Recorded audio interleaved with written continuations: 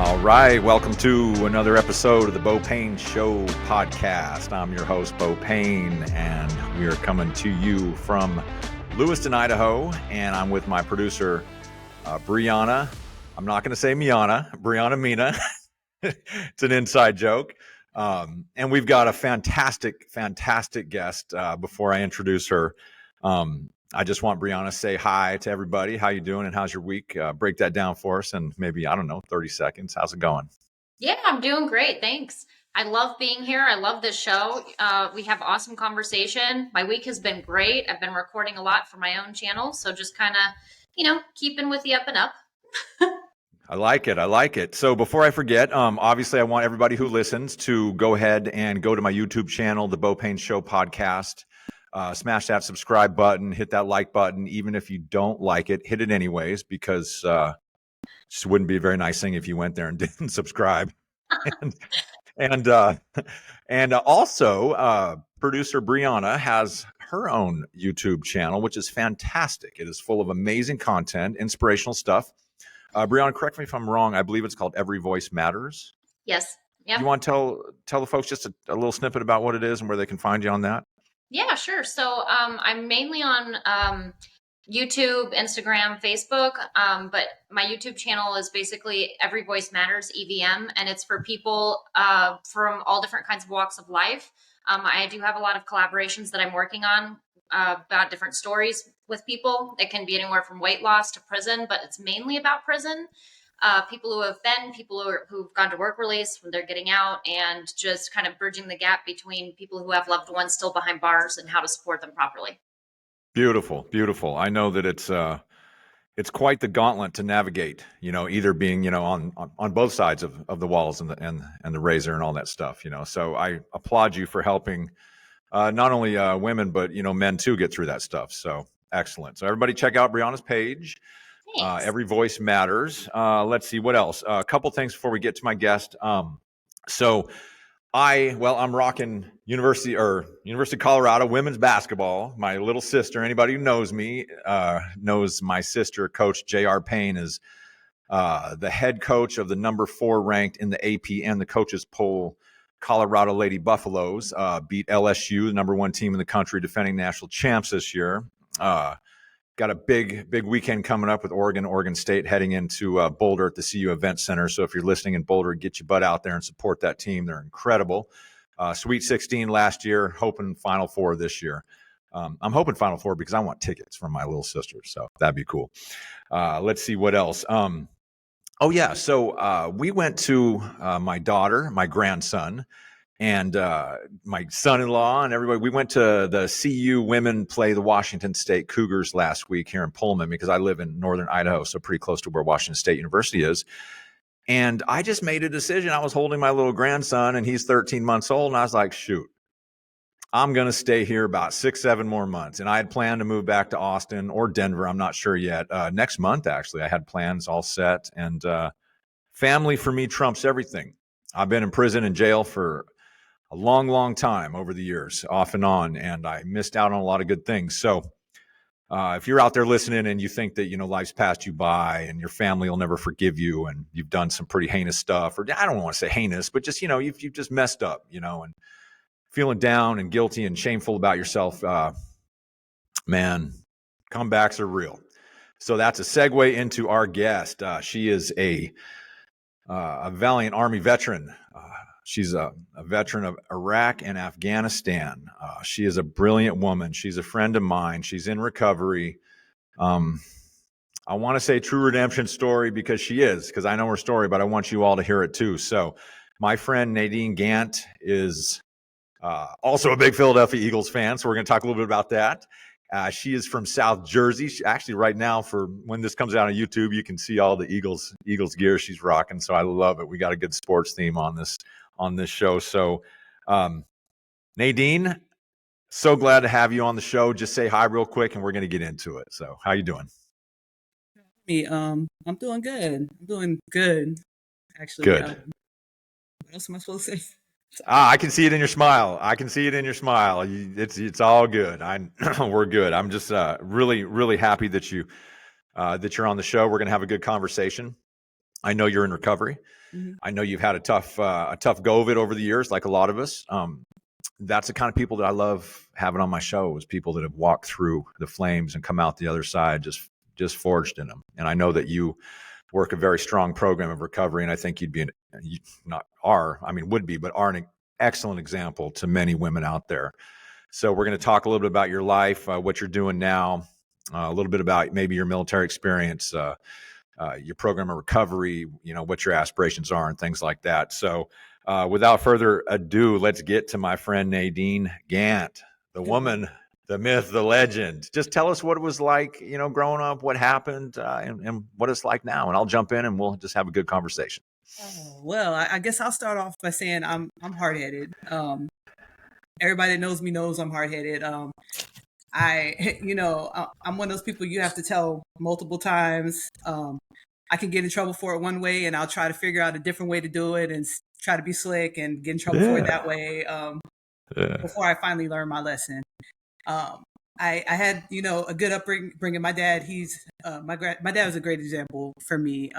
My sister too. So like, I had no excuses. Like, of course, we all have problems that we go through. And it's all on how we handle it, how we choose to handle it, that deters the direction we go. I went to the Army. I was good early, supposedly I was good. I had a lot of repressed issues, I guess I didn't deal with. And I chose to drink about it instead. Like when I got into the military, instead of dealing with my issues or whatever traumas, I got drunk and I repressed it. The military is vulnerability is a weakness. That's how we're trained to think. That's just the way of life. It's like we don't talk about it. We just drink water and keep moving. That's just that was just. Boy, do I know that. You break a bone, drink water, keep on moving. It's just or take a Motrin. There you go. Ibuprofen and water. That's what they give you in the Army. You break your leg. Yeah, oh, here's a Motrin. Yeah. Drive on. What we didn't do was we didn't talk about it. We didn't go sit call. We just didn't deal with it. And over time, I guess that stuff just caught up with me. Again, that's not an excuse, but it is a reason. And just the way I decided, I chose to handle it was by not handling it. And that led me into a life of addiction. That led me into a life of, beating my head over the wall plenty of times. And touching the flame, touching the fire, a lot of times getting burned. I do. And isn't it funny how you talk about like touching the flame and getting burned? It's like, why do we keep going back to that same flame that never stops burning us? After a while, it's I've learned that, we think it's a choice, but like we lose the power of choice. It's like, absolutely. It wasn't really a choice that I decided to make after a while. It was my solution and I didn't realize it. I didn't have another solution. It was like, this is how I handled certain situations. This is what worked for me at the time, because I didn't have another solution. So it was like, at the time, I felt a certain kind of way. I didn't want to feel this way. This is what helped me not feel this way. And that was my solution. So until another solution was introduced to me that worked, which was for me, AA, was going to a long-term treatment facility, was being introduced to a solution that worked for me. That was my solution. So it's not like I chose to get drunk. I chose to get high. I chose to do these things. At the time, that was my solution to deal with things that I didn't know how to deal with. So like, it's like a couple things can happen when you go into the fire. Either you're going to get destroyed or you're going to get refined. So over time of going through that fire, eventually I got refined. I like that. I like that. I got a solution. Say that again, would you? Say that again, Nadine, would you? Okay. Yeah. When you're going through the fire, either you're going to get destroyed or you're going to get refined. So beautiful. I got refined. Finally, I had a lot of great people around me. I have a lot of great still, including the people on the call with me. I had great people helping me to grow and develop. And it's refining me as a person. It's refining me in my development. And that's just my story now. Very cool. No, and I want to get back to something you touched upon, is like that becomes our solution. Like your life and my life have a lot of parallels too, as far as in the recovery. We're both military veterans, and things like that. We both probably identify as chronic relapsers over the past. We've both been incarcerated for, good grips of time. But, I agree so much with you about, I always talk about, finding that empty void. We had a guest last week and he talked about, you remember Brianna when Brandon talked about having a God-sized hole in his heart. And at first I was like, man, that's really interesting. And then the more I thought about it, I really related to that because I was always trying to, fill that void in my heart, whatever that was, that insecurity that I had, or that just anything. My solution was to go to drugs and alcohol. And then after a while, my body got so addicted to it and my mind got so addicted to it that I really had lost the choice, I was beyond human aid, as they say in our program. I don't talk a lot about my personal program in here because, I just kind of let our guests talk about it. People who know me know that I am a member of Alcoholics Anonymous and I do work the 12 steps and they've saved my life 100%. Having said that, I just want to put a disclaimer out there that I respect everybody's, different route of recovery. I don't think recovery is linear. I think that there's bumps and there's winds and there are curveballs and sliders and ups and downs. And as long as we're moving forward each day and not hurting other people, then kudos to anybody who's, giving it their best shot. So I loved how you talked about it because, and I want to say this and I'll get back into letting you talk a little bit more. I try to live my life by three things, gratitude, service, and solution. Yes. Solution is what I've been taught in my program of recovery. That's the only way that I know how to live. And I don't want to live miserable, white knuckling sobriety. I don't want to be an angry, sober guy. I want the solution on how I can be happy in sobriety and be of service to others. And that leads me right into being of service to others, and mm-hmm. I found no greater joy in my life than having a little bit of, I guess, help, or a little bit of a part in somebody's recovery. And, when I see the light come on in somebody's eyes, and you're like, wow, okay, this is like real life human stuff. This isn't like material BS, and this and that. I mean, this is like legitimate life-saving stuff because for me, recovery is not just a finite thing. It doesn't just stop with one person. It's got tentacles that spread to family members and employers and sons and daughters and boyfriends and girlfriends, husbands, wives, what have you. So I applaud you big time for making that decision to finally, to get clean and sober. And Nadine, you've talked about, and I know a little bit about your story, some of the struggles in and out of recovery. Can you talk to us a little bit about, like maybe did you have like a aha moment or when you realized, because I've heard you talk a little bit about, how, you've done smart recovery and other things, like which is all great. I mean, hey, if it works for folks, have at it. That's my motto. But what was kind of the turning point or maybe the genesis of where you really started to get better? For me, it was, I guess, being forced to do the 12 steps, Okay. I didn't, cool. I didn't want to do it.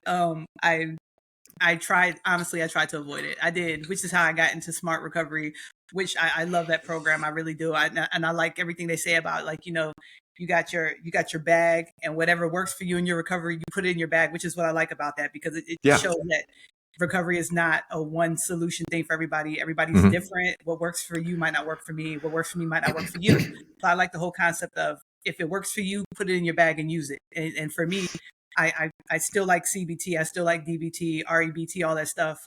I like all that stuff. So that's in my bag, but also in my bag is the 12 steps, because for me, the turning point for me was when I was forced to sit down and take a look at myself and figure out what were my resentments. They say, like, the resentments are the number one offender to an addict. Like, the things that we hold on to are the things that eat us alive and are the things that ultimately send us back out there to use. If we don't work on that and figure out what those are, then eventually it's going to eat us up and it's going to be our excuse to go back out there and use or drink.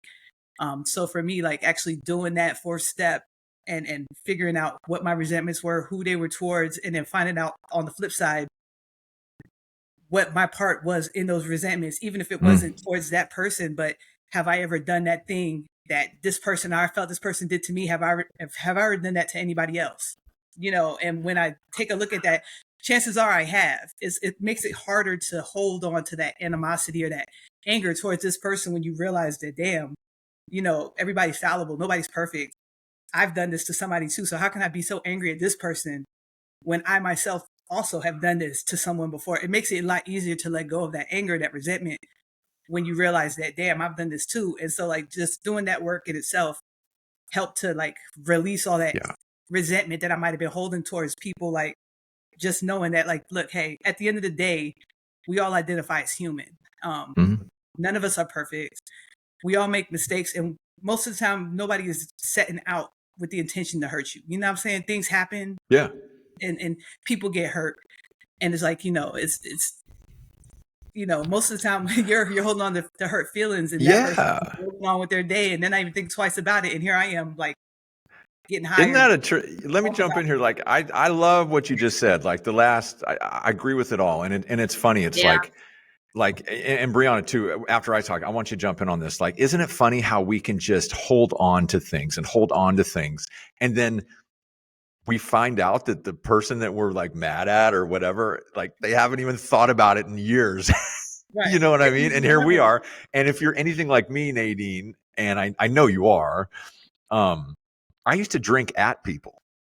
I'd be like, I hate you. I'm going to go. And I'd be like 6 years sober or something, or even just, and rolling along. But my program had tailed off. I had stopped doing inventory and writing and seeing my side of things. And I like to joke around and kid around, but I'm very serious about this stuff, and I literally would drink at people. Like, I'm going to show you, I'm so mad at you. I'm going to go get drunk and you're going to find out. And then it's like, who's the only person we hurt? Ourselves, Yeah. and it's just, it's ridiculous. But, holding on to those resentments for me, I had, with my childhood growing up, I had to kind of apply that philosophy of what you were saying too. It's like, I had to let go of anger to a lot of people who had hurt me as a child. And I did a lot of work, and I have some work to go, work to do, but I have come miles and miles from where I used to be. And I just simply won't walk around angry at people. It doesn't mean that I have to like the people that harmed me. Mhm. It doesn't have to mean that I wasn't victimized. But what it does mean, my mom and I talked about this years ago, is that she said, son, you have to stop living in victimhood. You just have to, because it's just going to keep you down. He says, people are all over the world are victimized daily. And the ones that rise above it are the ones that forgive and move on. You don't have to forget, obviously, and it doesn't make what happened to you right. But the longer that you hold up to that pent up resentment and anger and frustration, the more apt you are to go out and relapse or drink or, or use drugs or whatever you want to call it. So, I love it. It sounds like you found something else to start filling those voids of anger and resentment and things like that, as did I. And isn't it funny how life just kind of rolls smooth when we're not so angry all the time, or Yeah. I mean, like one of my New Year's resolutions was not getting in sports debates on social media anymore. And honestly, I'm on social media a ton because I promote stuff and I have businesses, but I swear it's the dredge of society, like 99.9% of the people don't know what they're talking about and then they just they throw their little laugh emojis out to discredit you. And I mean, I love the fun stuff like the memes, like you have the best memes ever. You and my friend Cedric Savage, I got from Dallas, but he's a Giants fan. You and him are the worst as far as the Cowboys memes, but it's so funny. But I had to get that in there for anybody listening. Please go follow Nadine on Instagram, Nadine Gant, Instagram and Facebook. You'll see the funniest stuff ever during football season. I got to Just so you can interject catch that alone. Yeah, exactly. Well, that's very cool. I love how, I've heard you talk solution already, and I know you're grateful. I can see it in your eyes every time I see it, because you're happy and it's just very cool, because I know what it's like personally to be very miserable and unhappy and stuck and feeling like, when I stopped feeling like the world owed me something is when my life started getting better. And I hear that out of you too. So, you're incredibly intelligent. I've had conversations with you before, and I've heard you on interviews. You blow me away. So let's move on. Academic scholarship, correct? Out of high school before the Army. Yes. Uh-huh. You want to tell us a little bit about that? That's impressive. Thank you. Coming from a guy with a GED from a state pen. Yeah, I got an academic scholarship. I had the opportunity to go either with the athletic scholarship in basketball or academic scholarship. I graduated, I want to say 5th in my class. Straight A's. Where'd which you was go to high school? Can we give that shout out to your high school? yeah. Burlington County Institute of Technology, West Hampton, in New Jersey, All right. vocational school, where my major was computer science um, in high school. Yeah. Gotcha. So I chose to go with the academic scholarship because I decided I didn't want to play basketball in college. I wanted to have the college experience. I wanted to have fun. I wanted to go to Absolutely. I wanted to go to like step shows, parties. I wanted to have a regular You wanted to college. be a college kid. Yeah, I wanted to be a college kid. I didn't want to have a curfew, and I didn't want my I didn't want to be, I guess, what's the word? I didn't want to Pigeonholed into just being the right. the stereotypical athlete who, Right. I got you. I played college baseball and I get it. Yeah. Since I had that option, I decided to go with the academic scholarship, and I That's decided to impressive. go to the to an HBCU so I can Okay. get the experience because I grew up in a predominantly Black neighborhood, Okay. where it wasn't all positive. There was a lot of negativity there, and I understand. I wanted to see I wanted to get the perspective of my people from a positive side. So I wanted to go to HBCU to get a different perspective, and I did. So that's why I chose to go to Virginia Union University. Oh, you went to Virginia Union. I didn't even know that. Mm-hmm. It's a great school too. Yeah, it is. Yeah, that's fantastic. Mm-hmm. Very cool. I didn't know you went to an HBC or HBCU they call them now, but yeah. No, one of my best friends still to this day, his name is Maurice Pryor from Philly. And, he's got a similar story as you do too. And just a really dynamite guy. But, okay. So, no hoops in college. Did you go straight from high school to Virginia Union? Yes. Okay. And I played then on the intro team. So I did play okay. But without What'd you play? What'd you play? What position? I played shooting guard. So the 2, 3 or 2. Yeah. I like to play the 1 because I like to dish. Even though I can shoot a little bit. But I'm a shooter. Yeah. You had the stroke. All right. Very cool. Very cool. So did you lose? I think you lost your scholarship. Is that what I understand? Or your grades dipped a little bit and then? No, it wasn't a grade dip. It was I lost my scholarship because it was like 85% of my tuition was paid, 15% wasn't paid. So at the end of the year, that 15% had to be paid for me to take my final exams. And it wasn't paid at the end of the year. So I couldn't take my final exams at the end of my freshman year. Okay. It was paid and I was able to take it at the beginning of my sophomore year, and I did. But the stipulations was I had to have certain amount of credits by the end of my freshman year. So because I didn't have my final exams taken by the end of my freshman year, I lost my academic scholarship. Okay. So I did come on another year and I tried to earn it back, and I made the dean's list my sophomore year, but I still didn't get They didn't take you back even on dean's list? Oh, no, man. They said they gave all the scholarships available to the athletics department. So I was that usually is the case anyways. Yeah. So. Well, that's still pretty impressive. So when did you, I guess, before we get into when you made the decision to join the Army, I think you went to the Air Force before, or not enlisted, but didn't you try? Or we'll get into that. But I want to know, like, when, because you said you had a very supportive father and mother growing up, correct? Mm-hmm. Either of your parents, did they drink a lot, or was this kind of because you have a sister too named Kelly, I believe? Yeah. Okay, and I know I've seen her on social media, like support you and like your stuff, and I've heard a little bit about her. She seems like a wonderful sis, and what I've heard you talk about her. When did you start did you start dabbling in these things in college, or were you still in high school when you were drinking and things like that? Or I didn't really start drinking until I joined the Army. Okay, that makes sense. Yeah, biggest drinking culture on planet Earth. Yeah. But okay. So we go from college, and what happened moving into? So you're still doing well. There's no addiction problems. There's no alcoholism, gambling, any of that stuff. And so what made you decide to go in the service?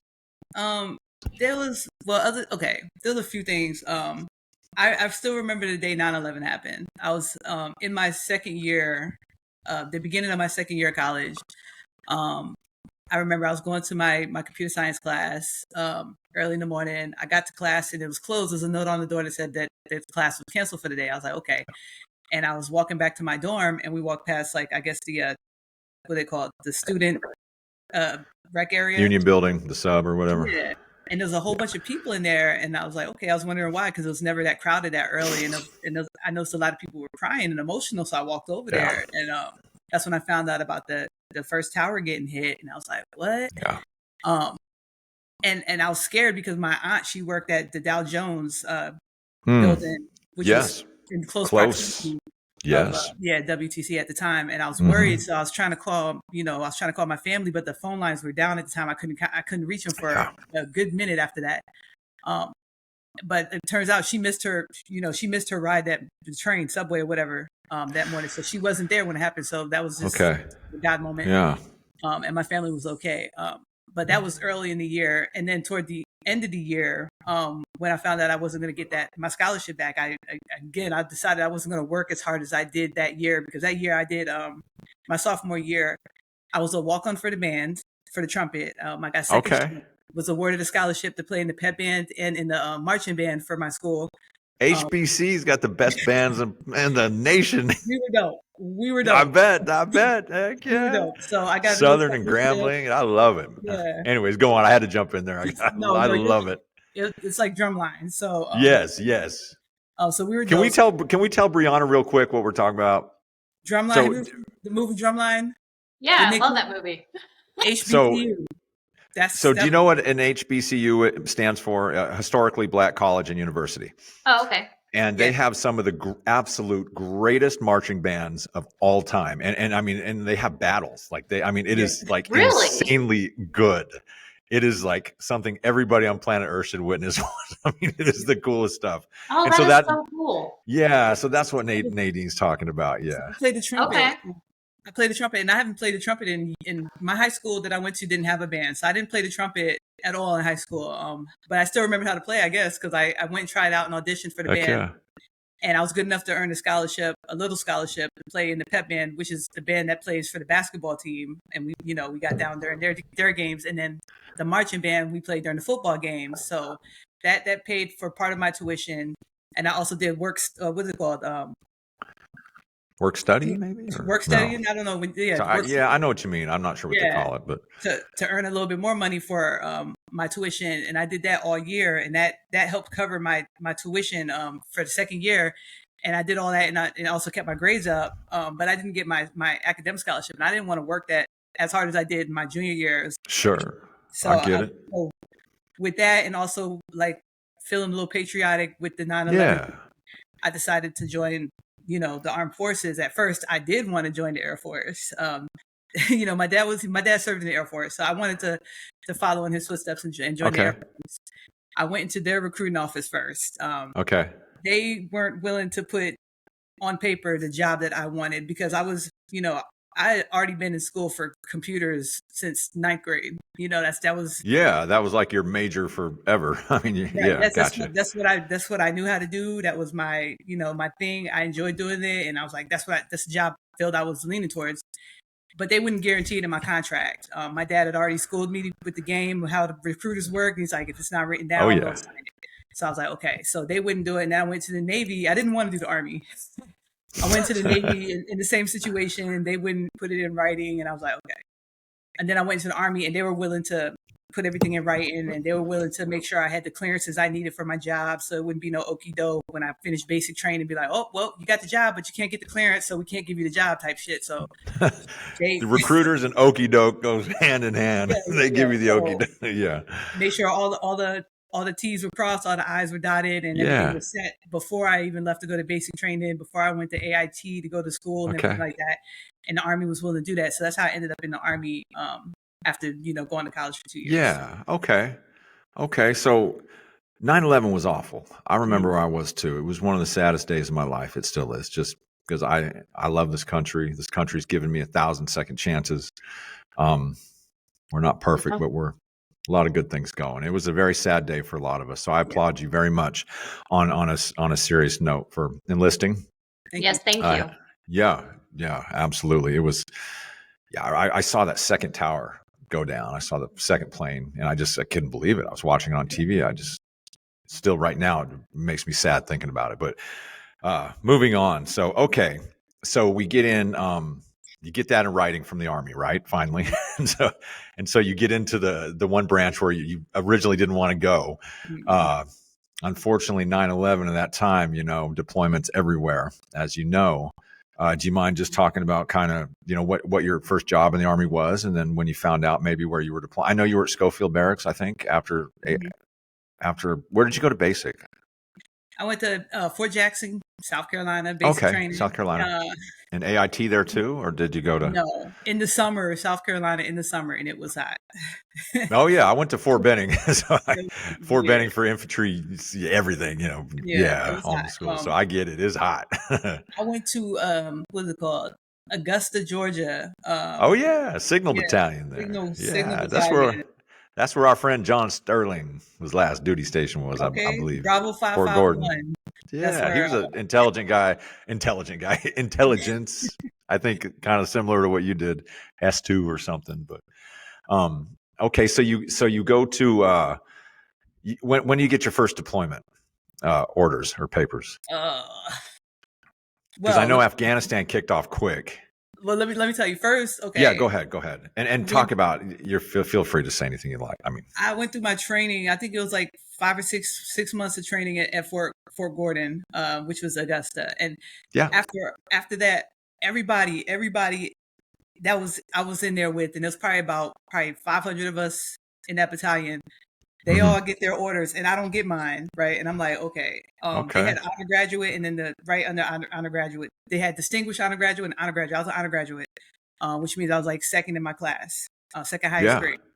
Gotcha. And I was selected by the first sergeant, right, as the person to go with him. This is what he told me. He was like, the first Bravo that dies over in Bahrain, you're coming with me. I was like, what? So in Bahrain. Yeah, but I think it was Bahrain. So all my people, they go to wherever their first duty station is, and I'm left in Fort Gordon. And I'm like, all right. So they moved me from the training battalion to the other side, where I guess the people that go permanent party goes when they get retrained for a different career, different job, and they have their insignia on. And I'm walking around with a beret on, with just the blue on, with no insignia. Okay. Waiting for orders to go wherever my first sergeant's going. And I'm like, okay. And I used to get in trouble walking around Fort Gordon all the time because I had no insignia. They'd be like, hey, private, where's your insignia? And I didn't have one. So it's just, I'd never been at my first duty station, so I didn't have anything to put on my hat. Sure, yeah. And I walked around there for about 3 months after I finished school, just waiting. And then like after that, they rescinded my orders. They said, well, we rescinded your orders. Now we're sending you to Schofield Barracks, Hawaii. And I guess they changed their mind on that, or they didn't need me anymore. And they decided to send me to Schofield Barracks, Hawaii. And that was my first duty station. So I was in Fort Gordon probably for about 9 months. Okay. I was at Dwight D. Eisenhower Hospital. I don't know if that's still there in Augusta. I was had a little bit of a drinking problem in the infantry, and so they gave me a TDY 10-week vacation. That's why I know a little bit about Fort Gordon. Okay. Years ago, but so you went out to Schofield in Honolulu. We all know that there's a lot of. Go ahead. Sorry. I was gonna say, as soon as I got there, they told me, well, we're already training because we're deploying to Afghanistan. So I wasn't there long. I think I got to what's it called?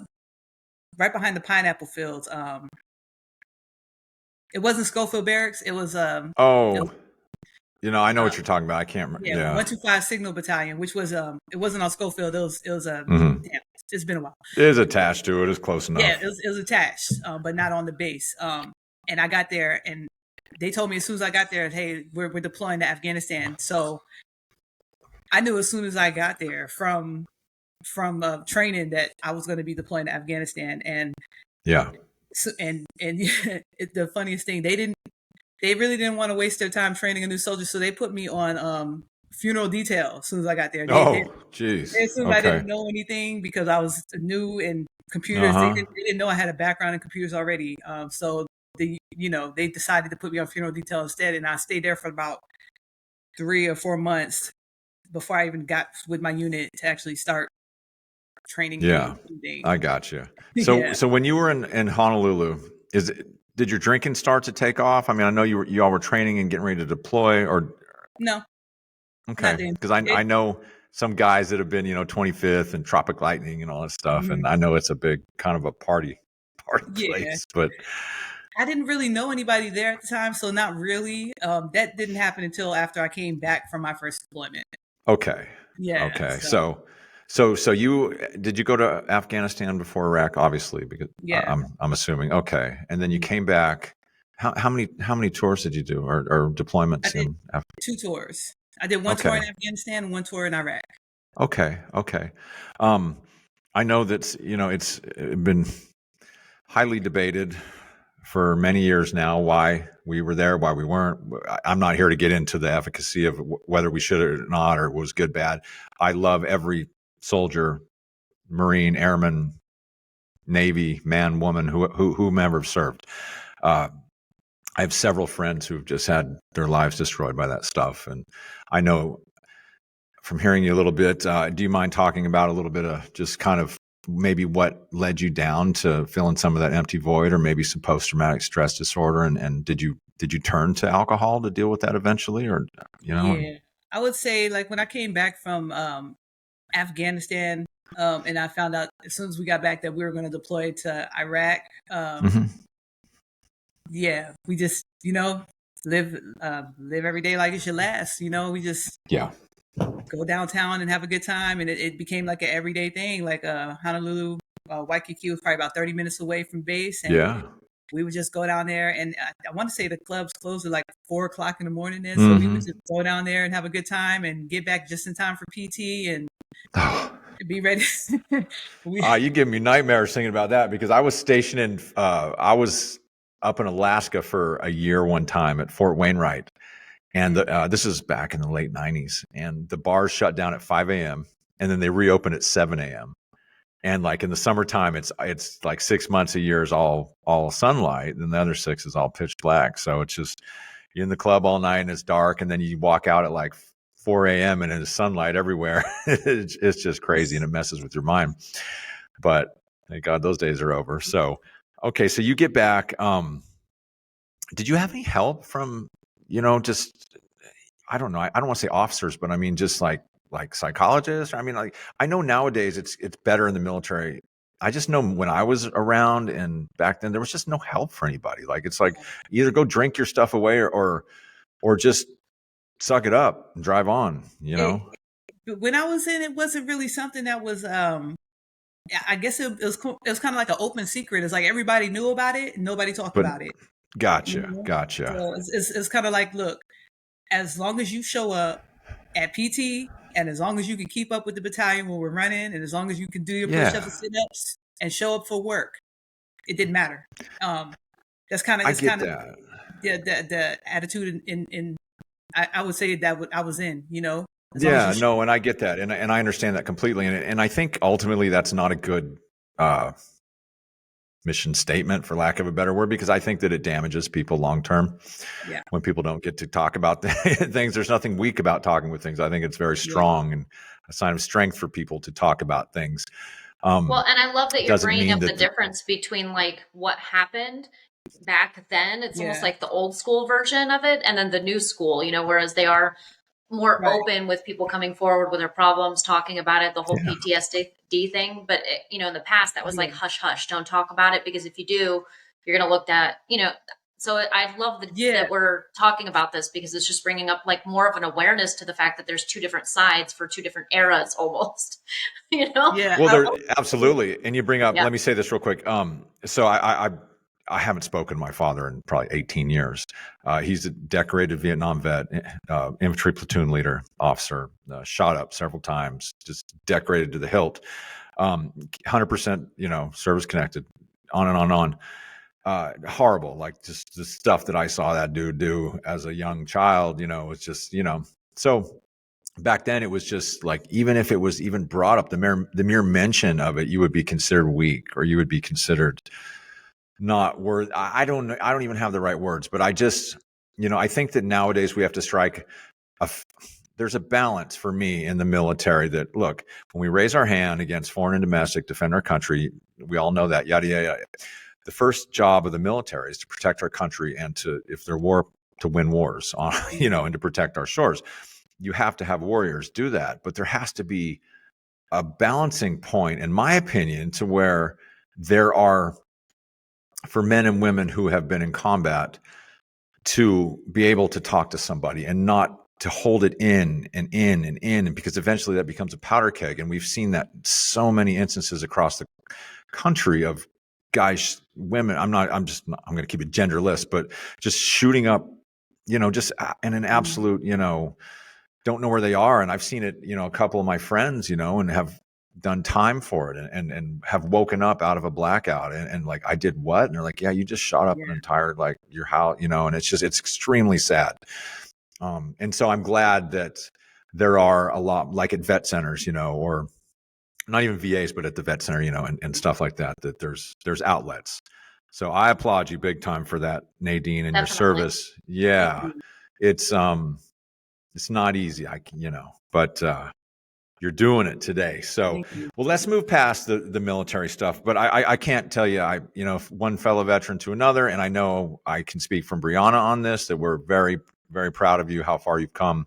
Yeah, I know it can't be easy. So I want to get into, this show is ultimately about recovery, mental health, getting through it. So let's talk about stuff that I know about you, but my audience doesn't yet.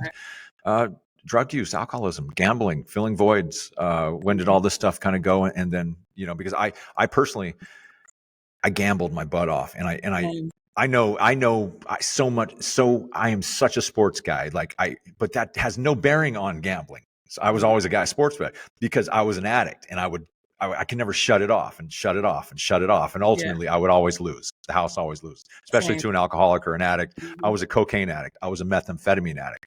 I was greenies and pills and uppers. And, I started doing ephedrine in the Army because as grunts, we went on these 20-mile road marches all the time and stuff like that, and just to stay up. And I just became a full-blown drug addict and alcoholic. And it doesn't matter how well you think you can play poker or how well you think you can sports bet.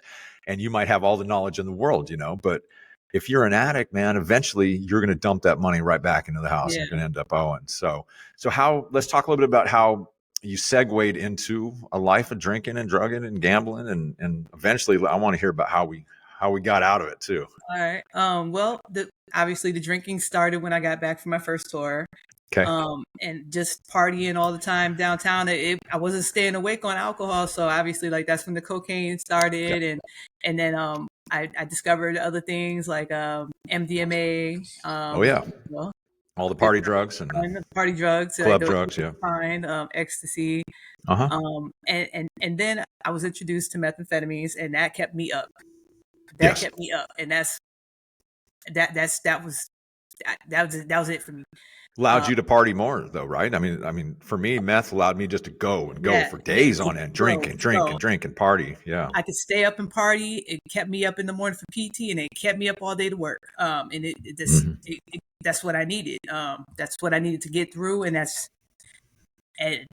after that, that's everything else got pushed away after that. That just became my primary. And it stayed my primary until I got caught with it.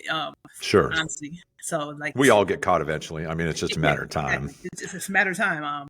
We don't, if we had the tools to stop ourselves, we would, 100%. It's like real quick, like beginning of the show, when you talk about, we become beyond human aid. I know I did and I know you agree with that. So anyway, excuse me, go ahead, Nate. Yeah.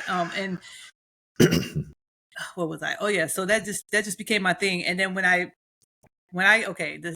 me see. The second time, what was the first time? Maybe the first time. Were there legal ramifications that came out of this? Like, I know eventually, but go ahead though. This is just interesting to me because your life, there's just a lot of parallels between our lives, and I think Brianna can relate to some of this too. We've all been in trouble here on this call, a lot of trouble. The first time I got in trouble, which is all my trouble stemmed from that time. It was just an extension of that. Was in 2017. Sure. Got caught with a whole lot of meth. I'd say 87 grams.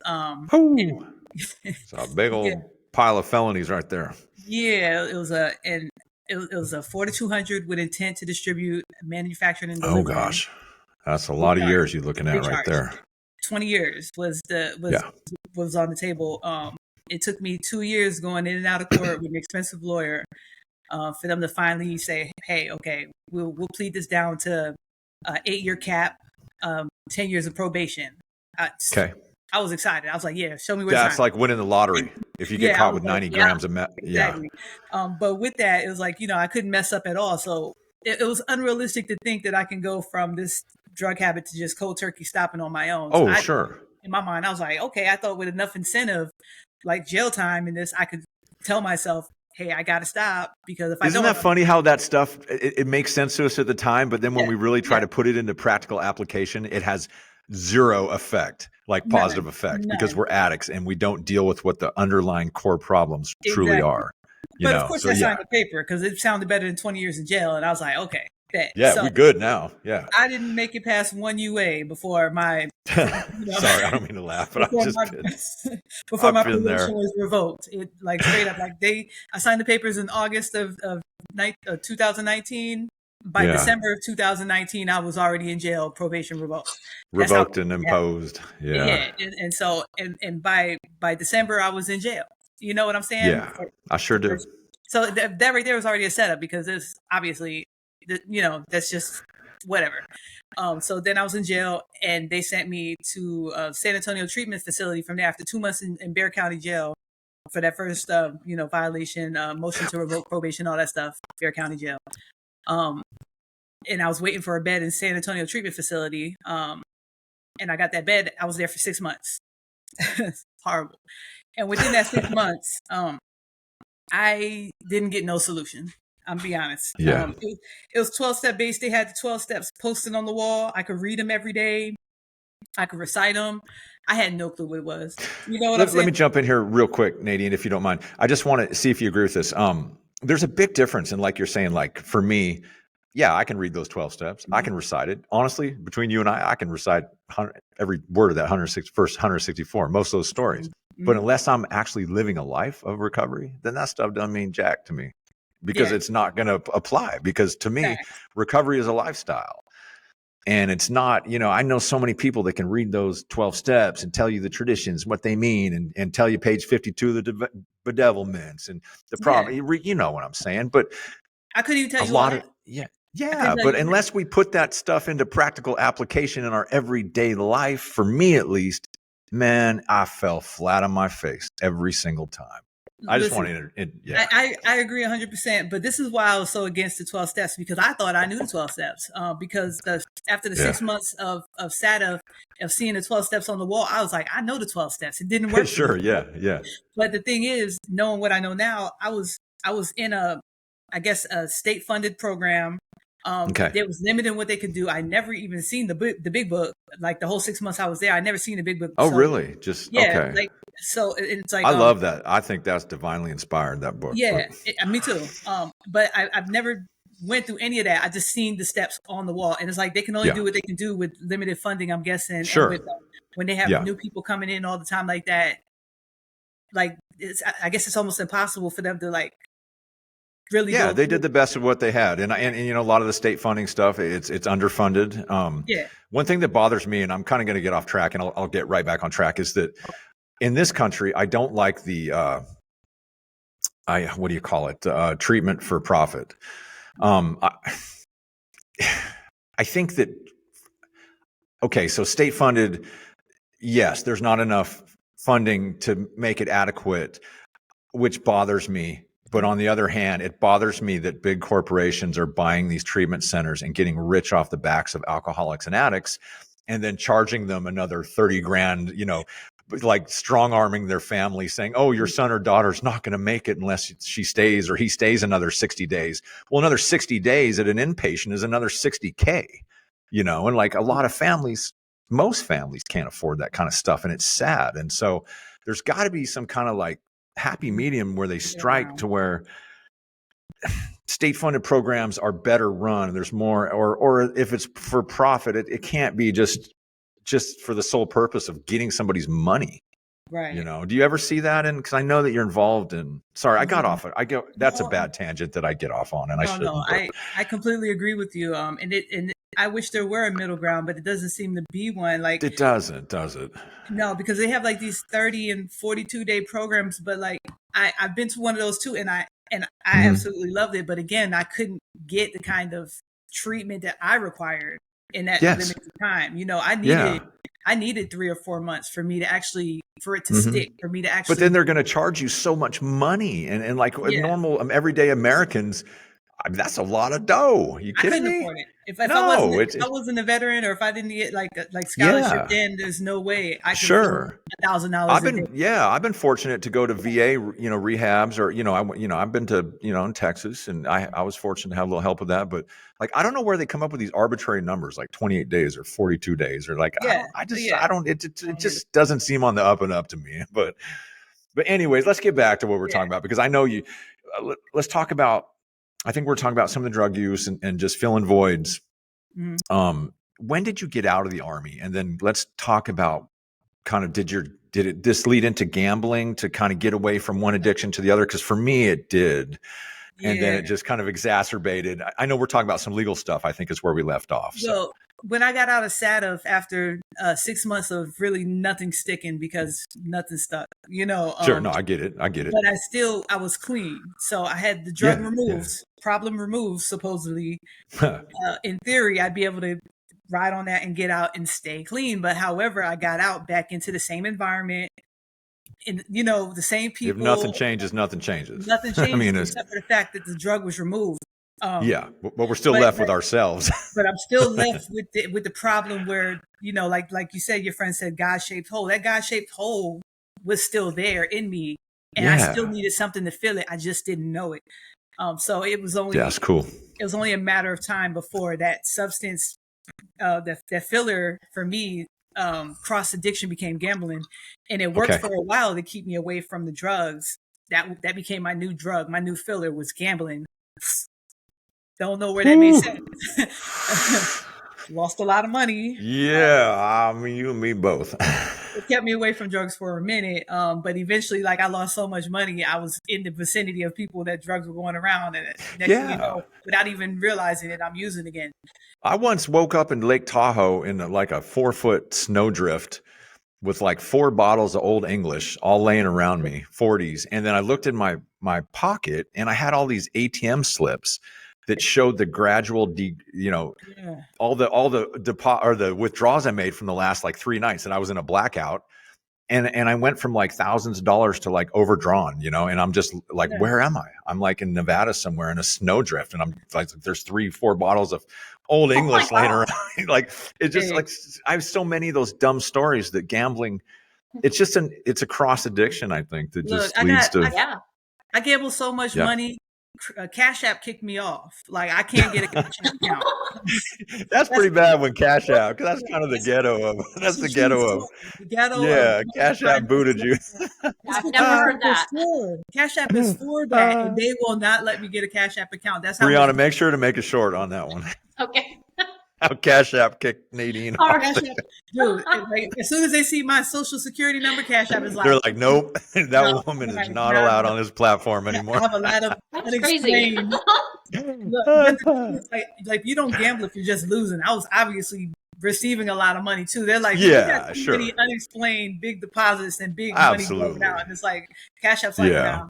They won't even mess with me. They ain't having it.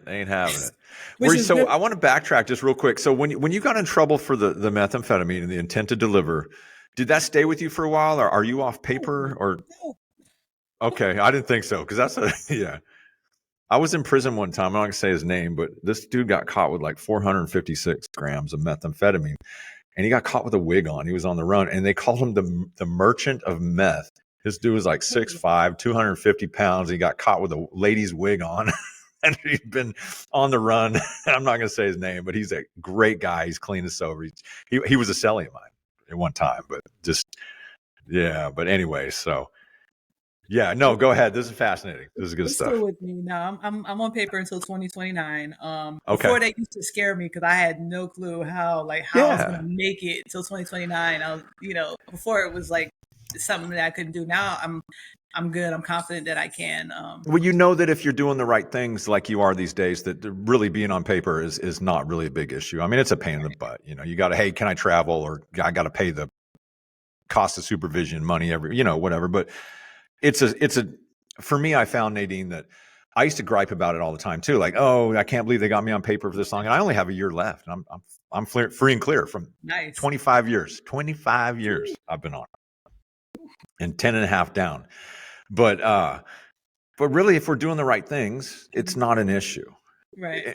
That's the way I feel, since I've changed my life around. Me the other day, I was telling him that I was on my way to see my probation Yeah. officer, and he's like, "Hey, isn't that a great feeling when you know you're not doing anything wrong, so you have nothing to worry about?" And I was like, "Yes." Yeah. No, I'm glad you jumped in there, Brianna, because I know that all three of us, have dealt with the system and the powers that be, and like I think all three of us, like you just said it, Brianna, that. For me, like there are so many times in my life where I was like either high or drunk or knew I was dirty going in to see my PO, just shaking and like, oh my God, they're going to just cuff and stuff me and take me to the county jail and violate, and all this stuff. And when I stopped using drugs and drinking, 2016, I just like, this ain't nothing, man. I'll go talk. I'm not best friends. I don't play, best friends with the cop, but I don't care. I got over that. Like, I don't hate them.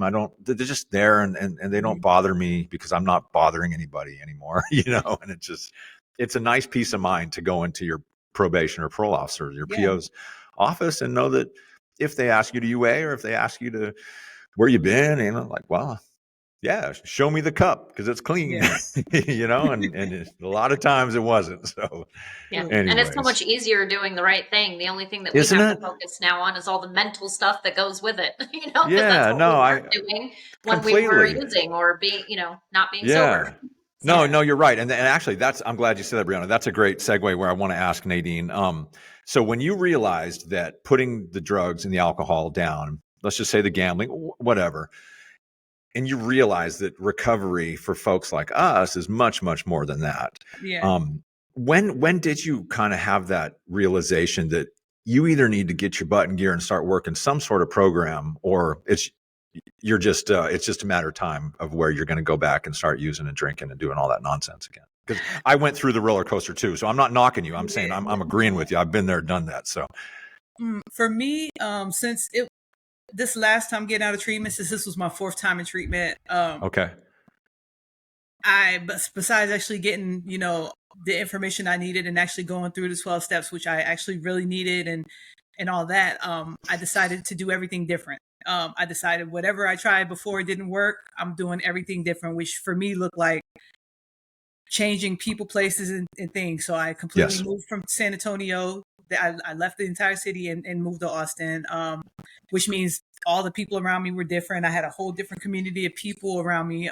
So that was huge. Great recovery community in Austin too, though. I know that. I love that recovery community. Yeah. Go ahead. I didn't go to meetings before. I was like, okay, I'm gonna go to meetings. I heard somebody share at a meeting before, like she said, I've never heard anybody falling off the bed when they're sleeping in the middle, which means if you're in the middle, you won't fall. So I was like, I always say that, like, it's so nice to be a part of instead of having to always be like unique or better than or worse than or compare my story to other people. It's like, isn't it nice just to walk in and just be a part, just be the same as everyone else? We got a problem. Let's help each other get better. And with that, also what I did was I started taking suggestions. I started listening to people that's been successfully doing this. I stopped having to know the answers for everything. And I started going to people that have been doing this. And I started seeing people where I wanted to be. And I started asking them, how did you get here? And I started taking the steps that they've been taking to get there and modeling my steps after theirs, and it's okay to do that. So like, and that's being humble. I started being humble. Mm-hmm.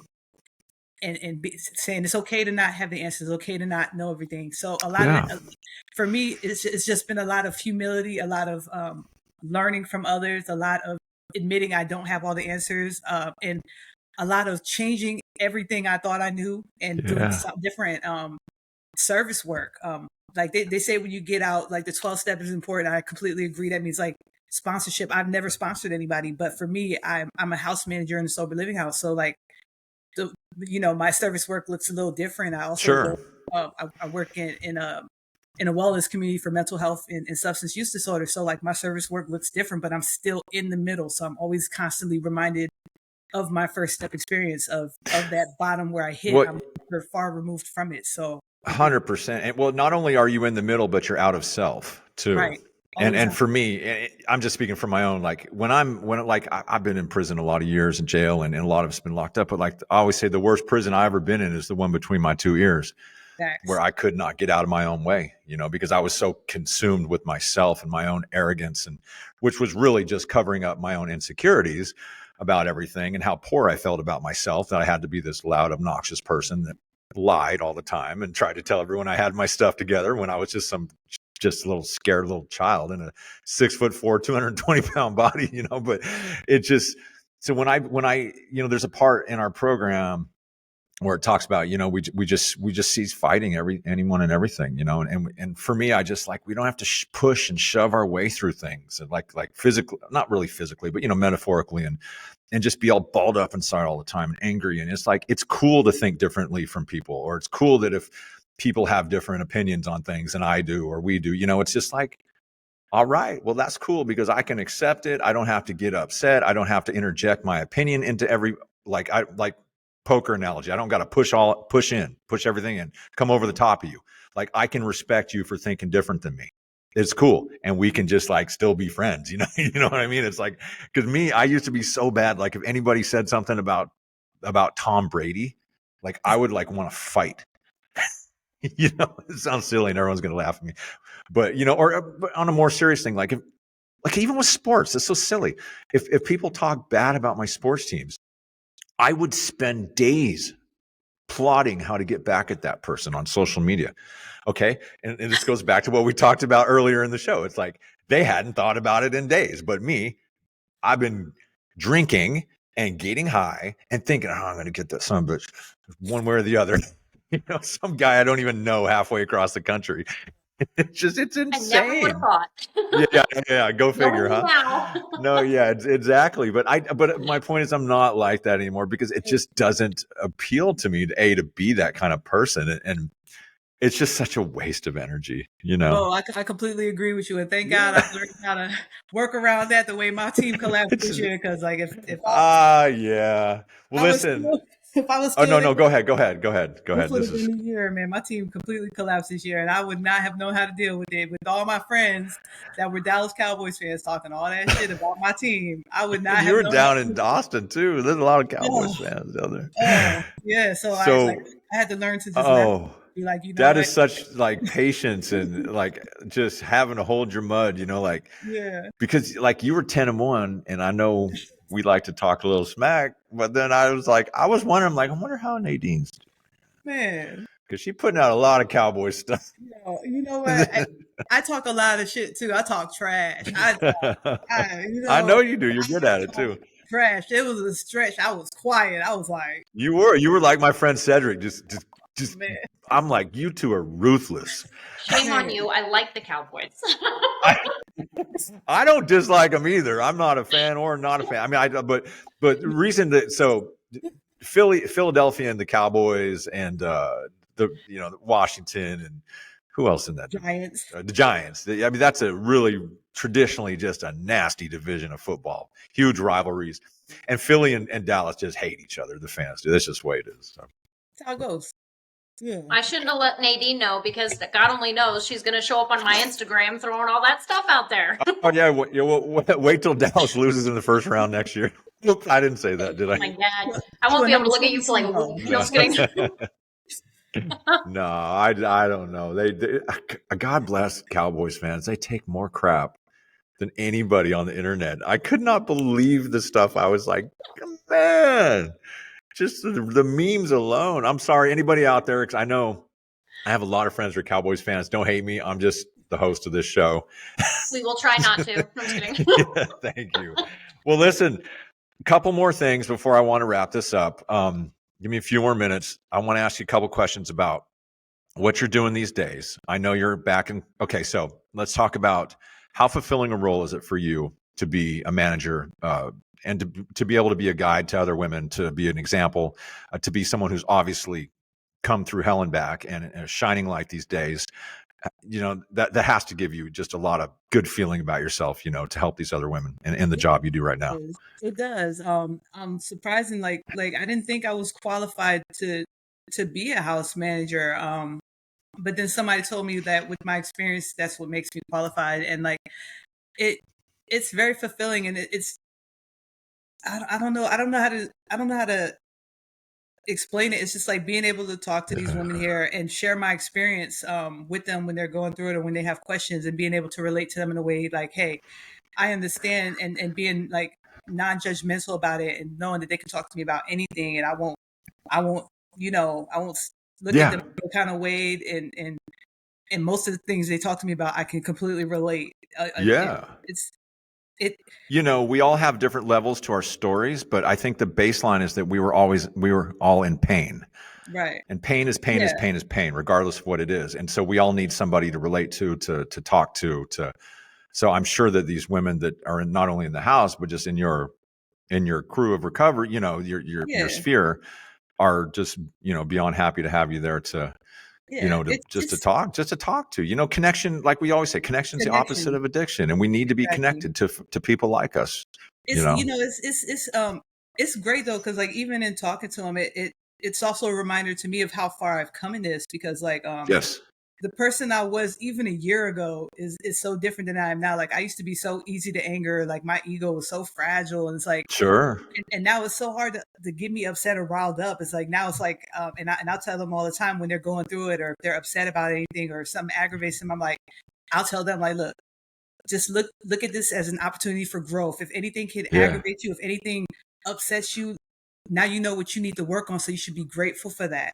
You should be grateful for that little aggravation, because now it's showing you what you need to work on, or how you can Mhm. better shift your perspective on this. Like, what can you learn Yeah. from this? How can you grow from this? And like, it's also a reminder for me when I'm talking to them to take that same advice. I learn a lot from them just being around them.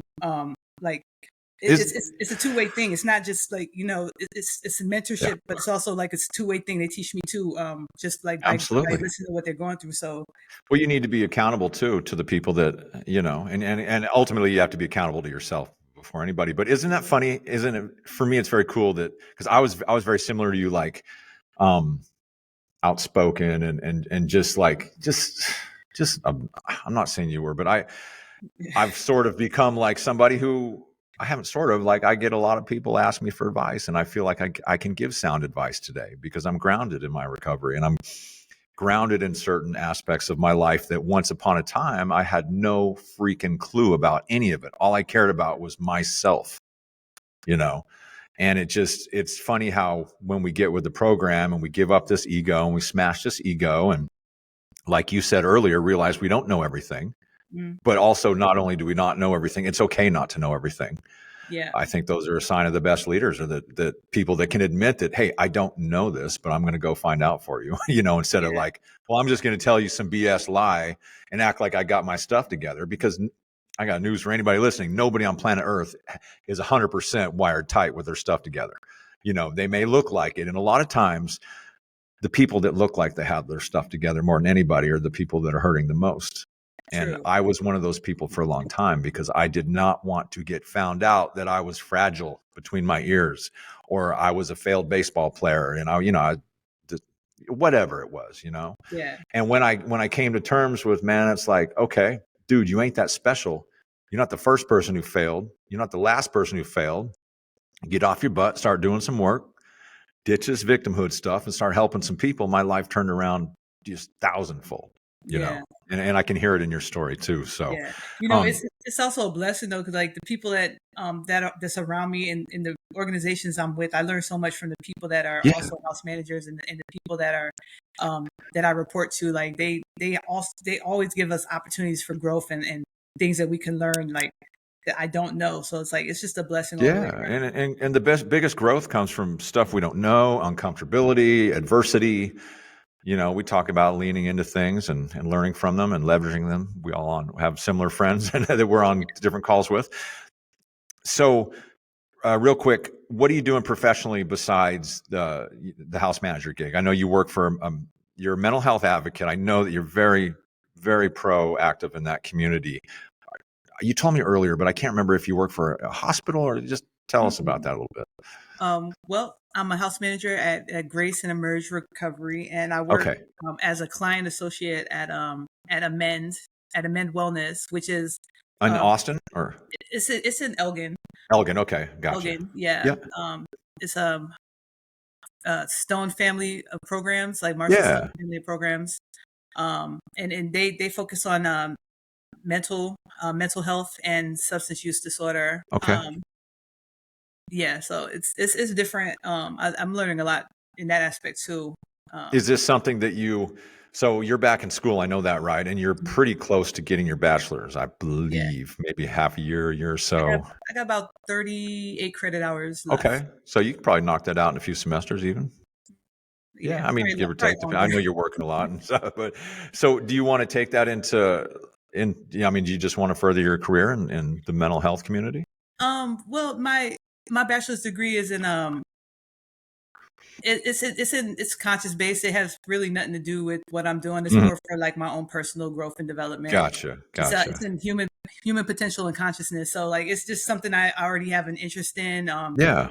It's like in connection and stuff that like Well, all regardless that of stuff plays that though in the career, mental yeah, health community. You know what I mean? yeah. It's all, I mean, I the think better that regardless, we become as sober individuals, the better help and the better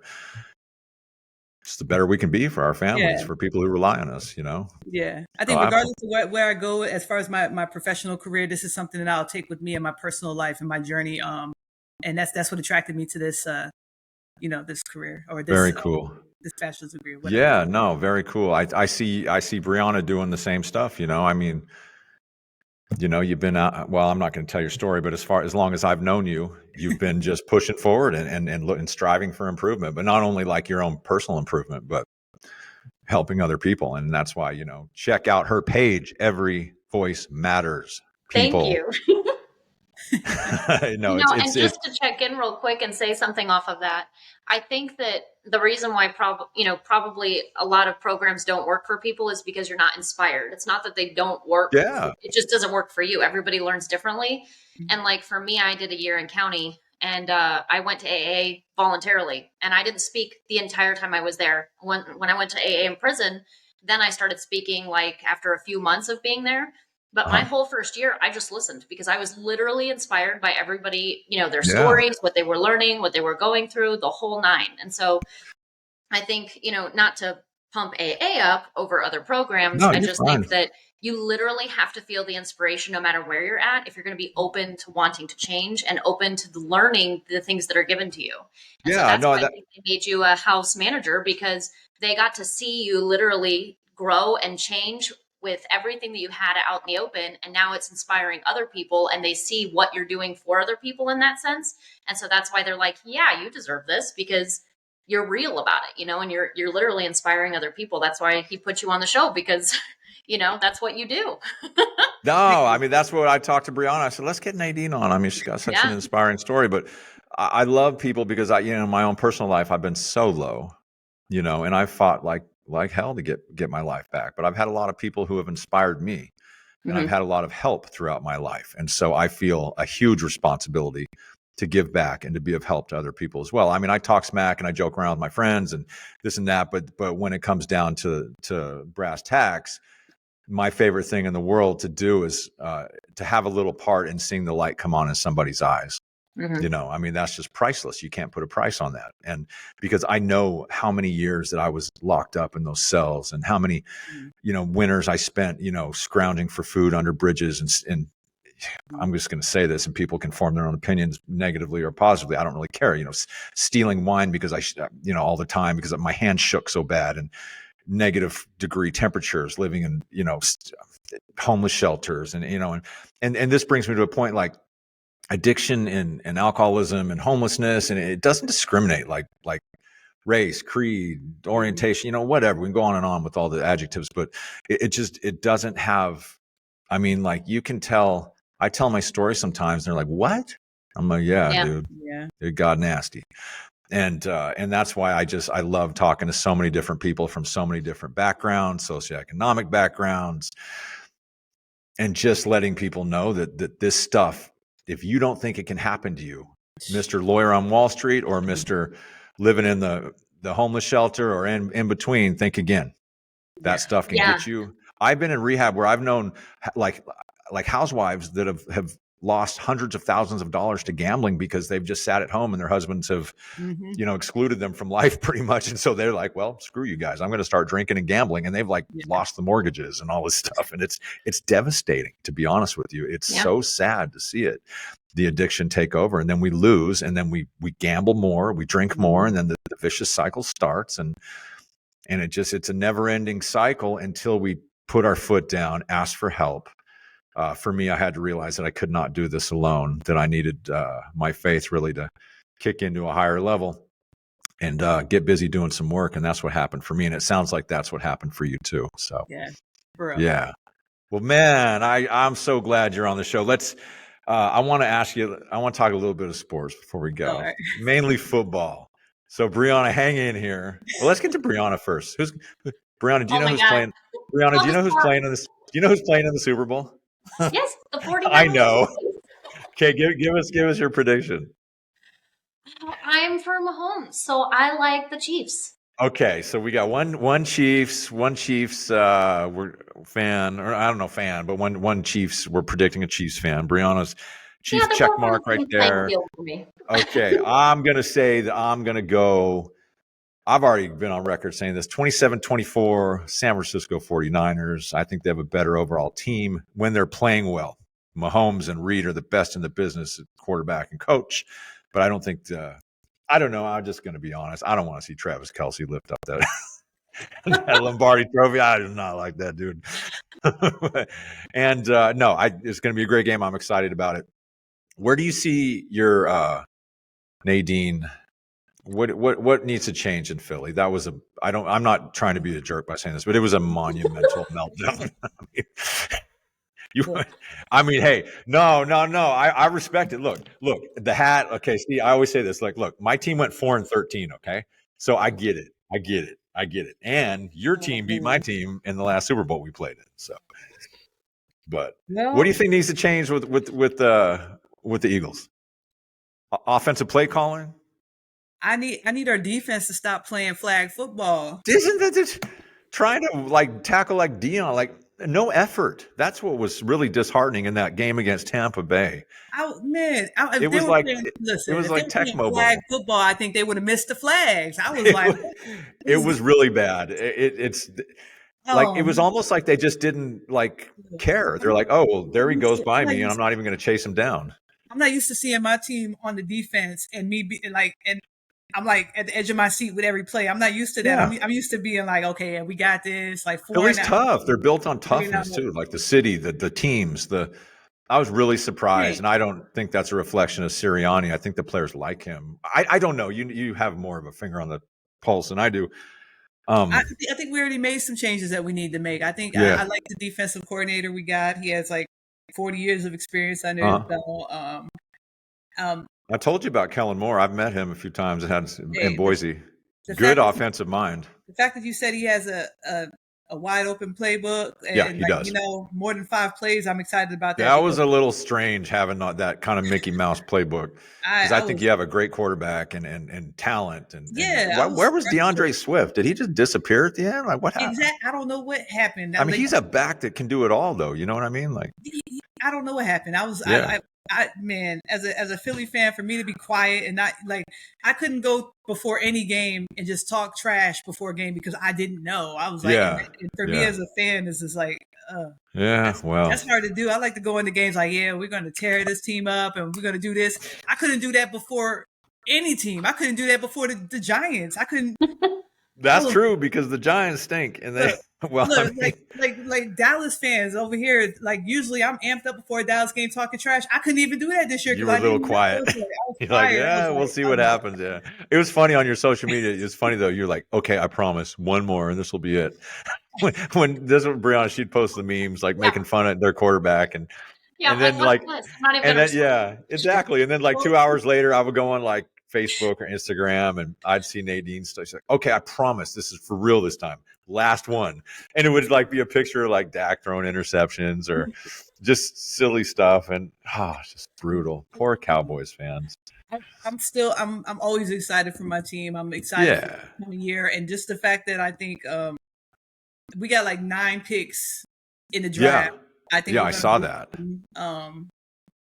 I think our defense is going to come back and play like we should play, and I think our offense was good most of the year. I think towards the end of the season, we just kind of like I think honestly, as a fan, I was happy the season ended. I was tired of it. It's exhausting when your team goes through all that strife. It is. No, I know what you mean, and it's like I could almost feel the tension between players too. You know, like you know, like I felt tension between Hurts and who was he getting into it on the sideline, or somebody was getting into it with one of his. Was it Lane John? I don't know. It just felt like that team was fractured at the end. Yeah, and just exhausted, and it was time for the season to end. You know, because they're a better team. You're a far better team than what you showed. You know, I hope Kelsey comes back. I hope he retired for now. I hope he comes back. He's great. He's a Hall of Famer. He'll be in the Hall of Fame. He might come back. Yeah. I hope we do enough to beat the Cowboys. I hope we do enough to, do better. I hope, I'm always hopeful for my team. Well, you went 10-1 for a reason to start. I mean, so there's a good nucleus there. You just, some teams. I mean, to change the defensive coordinator in the middle of the season is obviously, it's like. Yeah. No, I hear you. I hear you. Yeah, I hear you. That was a mistake, regardless of how bad they thought it was. Not smart. I know. So who do you got in the Super Bowl? I don't know. You going Chiefs because of Kelsey's brother? It's kind of hard to go against Taylor Swift, but Okay, no comment. NC, no comment. But November, Charlie. I want to see it come back to the NFC. Honestly, I want to see it come to San Francisco. Like I want to see like McCaffrey getting it. I want to see him get it. And that team is loaded when you think about it. They just don't play like they get down quick. Like they got Debo, Brandon Ayuk. They got McCaffrey, great fullback and Juszczyk. They got George Kittle. Purdy's a nice little quarterback. You know? Somebody made a comment like I think it was Cam Newton made a comment he made a comment that that Purdy isn't even the 10th best player on the team, and Purdy said something like, you know what, I might not be, but I know 90 quarterbacks in the league right now, and Cam's not one of them. Yep, and Cam couldn't say a thing coming back. I thought it was hilarious because it's true. It is true, and Cam, he's just trying to stay relevant. That's all. But, I'm gonna go. Cam had his day, but that's cool. Well, listen, I don't want to take up any more of anybody's time. I want to ask you one more question. I always want to ask this out of folks who get clean and sober. What's the best gift, Nadine, that you've received out of your sobriety? When somebody asks me, I always say I finally feel comfortable in my own skin, you know? So what do you think just anything off the top of your head? Hope. I would say I got my hope back, and my family. It's beautiful. My family back, yeah. Isn't it something to get when you're hopeless to become hopeful and to get hope in your life? Yeah. Very cool. I lost hope at some point. I forgot what it felt like to. Gosh. To look forward to the next day, you know. Isn't it something else to wake up and be like, okay, let's go. Yeah. Today's the day. Today we're happy and we're sober and we can help some people, because boy, being stuck in that hopelessness is pretty sad. Yeah. It was for me. I know that. So, well, thank you so much for being on. I can't tell you how much I appreciate it. Brianna, great job as always. Thank Anything else? You got any parting shots for us? No. You guys good to go? Yeah. All right. I liked it. It was a great conversation. Yeah, like I said, anybody listening, my goal of my shows is just to have great conversations with really cool and interesting people, and they kind of bounce around from topic to topic and place to place, but we smile a lot and we realize that we are not self-important people. I do have one thing. Yeah, hit me. I would just like to give a shout out to my dad, Air Force veteran, my sister Kelly Chambers, yes, Navy veteran, and my brother Sheridan absolutely, Navy veteran. And my mom for sticking by all of us and going through it. Maxine. Beautiful. Okay, did everyone get that? Nadine has an amazing family who was stuck by her. Wild child turned redemption story. but we all are on this call. So, yep. No, in all, and I love that you gave your shout out, your props to your family, because my best friend in the world is my sister, and she stuck by me through thick and thin. I mean, and I know that without our families who have put up with a lot from folks like us who have, that's what we do. We put our families through a lot when we're in the midst of our addiction. So kudos to your mom, your dad, your sister, to everybody you mentioned. I hope they can listen to this and be proud of you. I hope anybody who listens to this, I don't know how they could not be proud of you if they listen to this. I certainly am. And I'm very thankful for our friendship, as I am with you, Brianna. Thank you. And I want to tell everyone listening, we're going to be off for about 2 weeks. I have decided to stay. I'm not sure if I talked about this at the beginning of the show. I've decided to stay about 6 more months in Idaho because I want to hang out with my little grandson and throw a little Nerf football with him. He's 13 months now. So I'm going to stay here through probably the end of the year. So maybe a little longer than 6 months. And so I'm moving out of this hotel I've been living in and to a little apartment. So I'm going to get my office and everything squared away. So I'll just give us a couple weeks, and then we plan on cranking out about a show every week, every 10 days. And I want to thank everybody for listening. Please check out Brianna's page on YouTube, Every Voice Matters. Please go to the Beau Payne Show on YouTube, smash the subscribe, like button. Also Spotify, Apple Tunes, Amazon, Google, wherever you get your podcasts. Even if you don't like the show, hit the button, please, because we're trying to grow this thing. And Nadine, again, thank you so much for being here. I really, really appreciate it. What an incredible story. Thank you. You got it. Okay, sports fans, until next time, live your very best life, and I am out.